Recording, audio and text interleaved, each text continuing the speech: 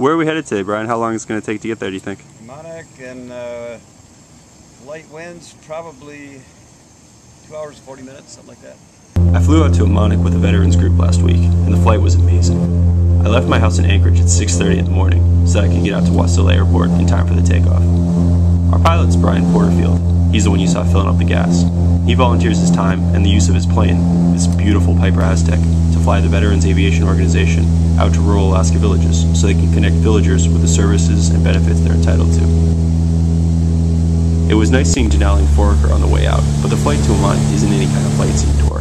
You fly over one mid-sized mountain range, but other than that, once you get to the delta, it's just a lot of flat tundra and sloughs, basically flat standing water. There's not a ton to look at. I'm a big guy, and fitting my legs into bush planes is never easy.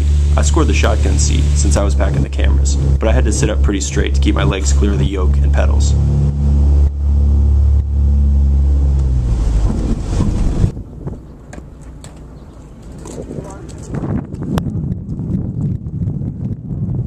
Wasilla, and then flew up across the Alaska Range just south of McGrath, and there's a big military training area in there, so we had to avoid that, and then we turned and went straight to Emmonak. Seeing Emmonak was fascinating. It's a different world out there, as different from Anchorage as a village in North Dakota or Mexico. The VAO team worked hard when we were out there, and it ended up talking to about 30 veterans over the whole weekend. The flight out had taken 3 hours and 5 minutes, but we got back in 2 hours and 45 minutes because the wind was better. We burned about 123 gallons for the whole flight. Not cheap with aviation fuel, at almost $5 a gallon. Flying in Alaska is thrilling. It's a combination of adventure and travel that's really exciting.